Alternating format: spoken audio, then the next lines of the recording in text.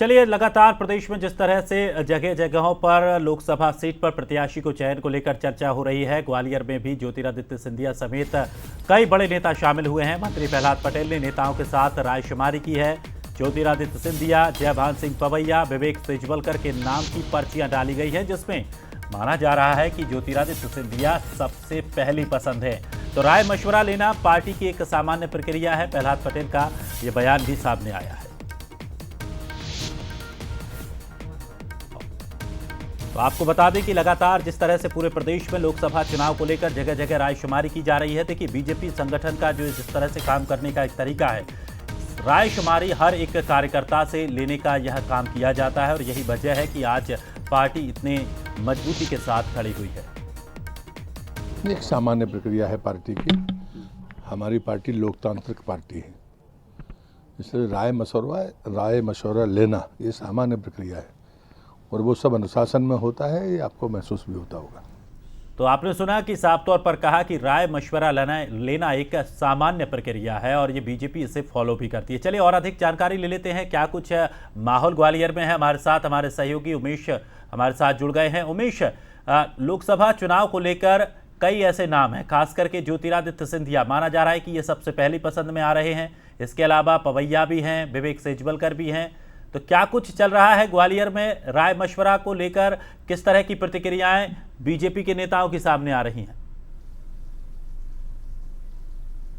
देखिए दिनेश, बिल्कुल लोकसभा चुनाव नज़दीक है और जिस तरह से हमने विधानसभा चुनाव में देखा था कि बीजेपी ने अपनी जो प्रत्याशियों की लिस्ट थी वो कांग्रेस से पहले जारी कर दी थी और अब यही लग रहा है कि इस बार भी जो लोकसभा चुनाव है वहां पर भी जो बीजेपी है वो अपनी जल्दी प्रत्याशियों की जो सूची है वो जारी करेगी और इसको लेकर अब अलग अलग जिलों में रायशुमारी का जो दौर है वो जारी है। संगठन के नेता, मंत्री, तमाम जो विधायक हैं इन बैठकों में शामिल हो रहे हैं और जो लोकसभा चुनाव के लिए जो प्रत्याशी उनके नामों पर रायशुमारी हो रही है। ग्वालियर में जो प्रहलाद पटेल है वो पहुंचे थे और उन्होंने संगठन के बीच में बैठक की और जो अलग अलग लोकसभा के लिए जो प्रत्याशी हैं उनके नामों का जो पर्ची है वो डाली गई और इसमें सबसे जो 3 नाम है वो सबसे सामने निकल के आए। ज्योतिरादित्य सिंधिया, जयभान पवैया और उसके साथ ही जो मौजूदा सांसद हैं विवेक सेजवलकर जी, उनका नाम सबसे पहले, यानी सबसे फिर जब ये जो पूरी परिस्थितियां बनी हैं उसमें साफ तौर पर दिनेश देखा जा रहा है कि ज्योतिरादित्य सिंधिया सबसे ज़्यादा पसंदीले। हालांकि बंद लिफाफे में पर्चियां हैं, अब जब ये खुलेगा बंद लिफाफा तब स्पष्ट हो पाएगा कि किसका नाम है। लेकिन सबसे पहले जब हमने संगठन के अन्य लोगों से बात की तो उनका साफ तौर पर कहना है कि ज्योतिरादित्य सिंधिया है वो सबकी पसंद है।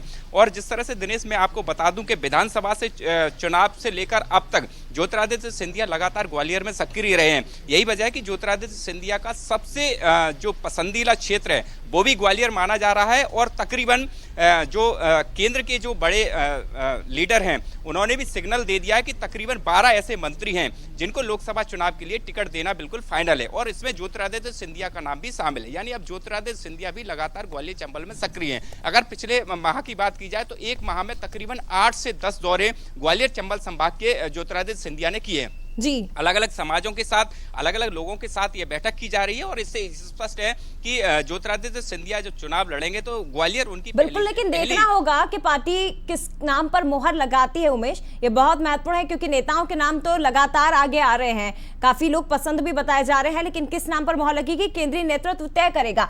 इसी